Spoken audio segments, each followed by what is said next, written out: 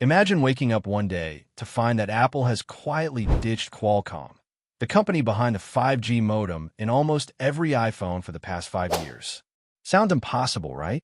Well, it is happening, and Apple's new C1 5G modem chip is about to change everything. But here's the catch. It is not all sunshine and rainbows. In fact, some users might feel left behind. The iPhone 16 is officially the first iPhone to feature Apple's in-house C1 5G modem chip. This is not just a new component. It is Apple's boldest move to break free from Qualcomm's grip. Why does this matter? Because Apple is not just making phones anymore. It is building an ecosystem where every single chip, from the processor to the modem, is under its control. But here's where things get interesting. The C1 does not support wave signals. Yes, you heard that right. The super-fast, futuristic 5G signal everyone was hyping up? Gone. Or at least for now. But before you panic, here is the truth. Most users rarely encounter wave in the real world. It is like having a Ferrari, but only being allowed to drive it in a few select neighborhoods. So, does it really matter? Let's break it down. According to TF International's Ming-Chi Kuo, a name synonymous with Apple leaks, only the iPhone 16e and the upcoming iPhone 17 Air will get the C1 modem. The rest of the iPhone 17 lineup, they are reportedly moving to MediaTek's 5G modem chip. Yes, MediaTek, the company often associated with budget smartphones. But hold on. The information, another trusted source, says that Apple's long-term plan is much more ambitious. By 2026, every iPhone 18 model will feature a second-gen C1 chip, complete with wave support, download speeds of up to 6 gigabits per second, and advanced carrier aggregation. Now, if you are wondering what carrier aggregation is, think of it like widening a highway. The more lanes you have, the faster traffic can move. In this case, Apple's C1 chip can combine multiple 5G bands, ensuring blazing fast speeds without relying on wave. But here's the twist. Apple is not stopping there. By 2027, when the iPhone celebrates its 20th anniversary, the C1 chip is expected to outperform Qualcomm not just in speed, but also in AI capabilities. Imagine a phone that not only connects you to the internet faster, but also intelligently selects the best network based on what you are doing. Sending an airdrop? It connects you to the most stable, low-latency band. Streaming 4K? It prioritizes high-speed bands. And here is the real bombshell. Apple wants the C1 to connect to satellite networks. No signal, no problem. You will still be able to text and, eventually, even make voice calls in remote areas. This is not just an upgrade. It is a complete redefinition of what a smartphone can do. Of course, this shift raises a few eyebrows. Why is Apple moving away from Qualcomm, a company known for its cutting-edge modems? The answer is simple: control and cost. By developing its own modem, Apple avoids paying Qualcomm's licensing fees and royalties. According to estimates, Apple pays around $4.5 billion annually to Qualcomm. Imagine how much they can save or invest elsewhere by cutting ties. But what about performance? Can Apple really match Qualcomm's years of expertise? Early tests of the C1 chip suggest it can. Built using a 4nm process node with a 7nm transceiver, the C1 has already been tested with 180 carriers across 55 countries.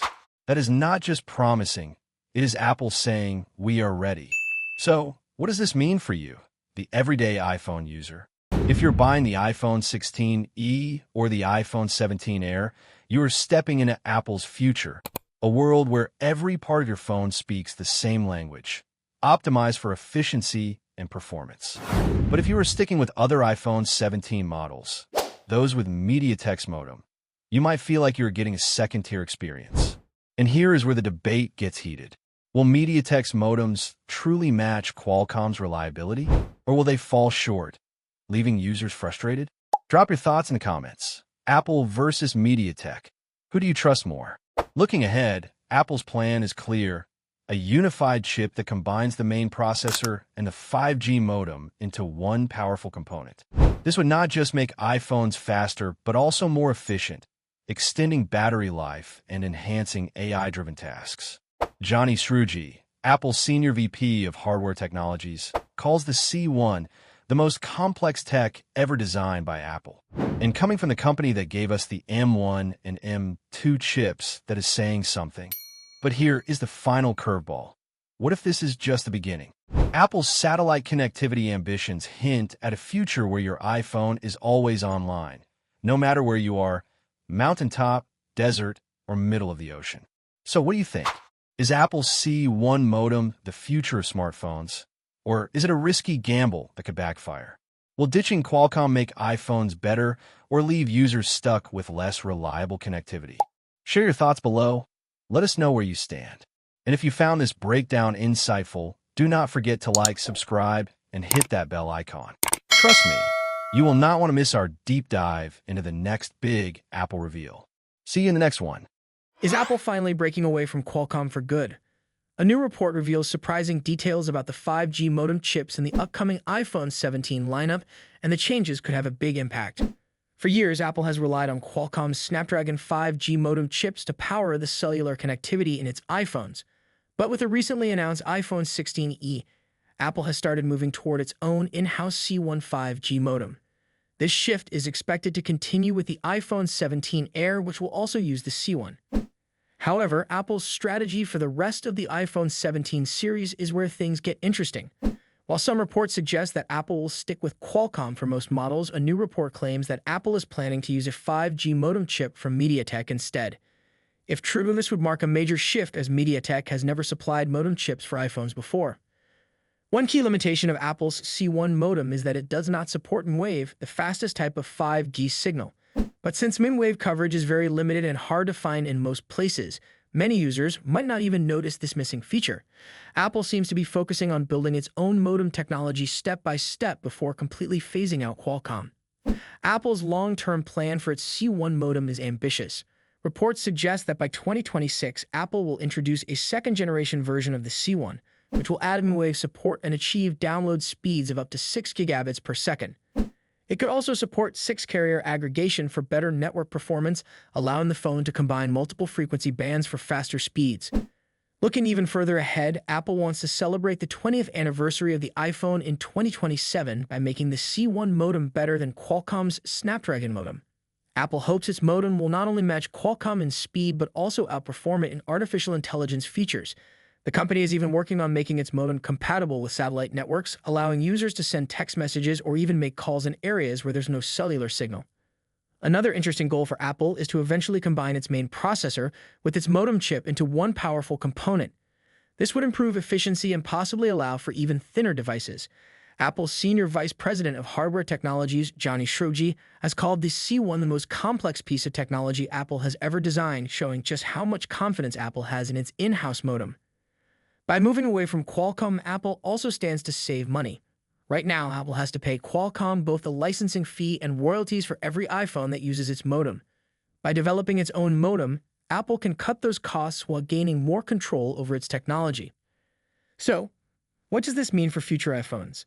It looks like the iPhone 17 Air will be the first major test for Apple's C1 modem, while MediaTek's modem could power the rest of the lineup. Then in 2026, Apple plans to expand the C1 to all iPhone models with an improved version. If everything goes according to plan, by 2027, Apple's modem technology could be more advanced than Qualcomm's. What do you think?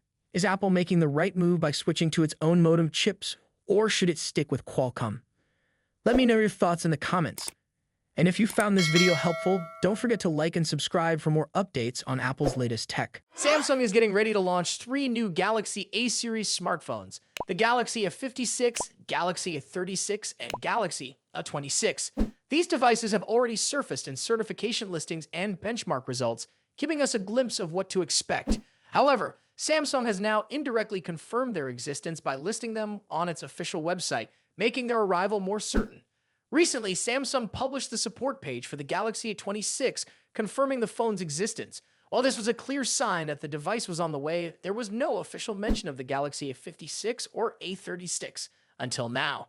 Samsung has now included all 3 models on its website for trial, specifically on a page related to out-of-warranty repair services.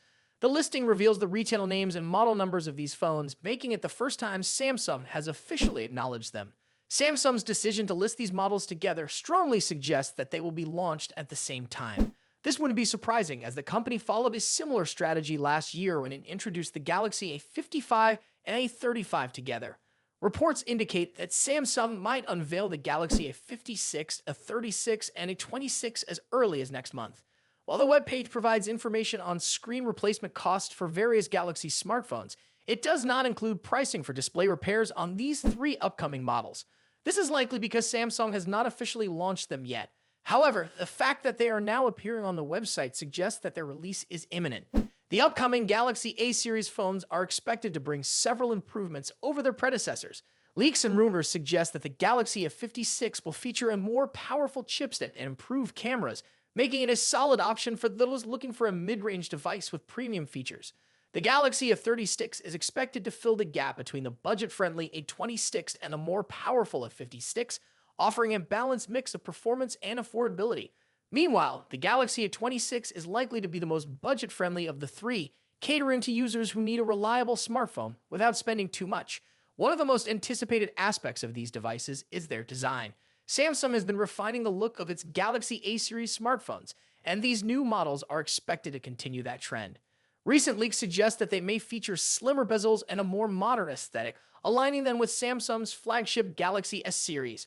On the software side, these devices are expected to run Samsung's latest One UI version, likely based on Android 14. Samsung has been focusing on software optimization, and the new A series phones could benefit from smoother performance, improved battery efficiency, and longer software support. Battery life has always been a strong point for the Galaxy A series, and these new models are expected to continue that trend. The Galaxy A56 in particular might come with a larger battery capacity and improved fast charging capabilities, making it an appealing choice for users who need a device that lasts all day. Samsung's decision to list these phones on its website ahead of their official announcement suggests that they are in the final stages of preparation.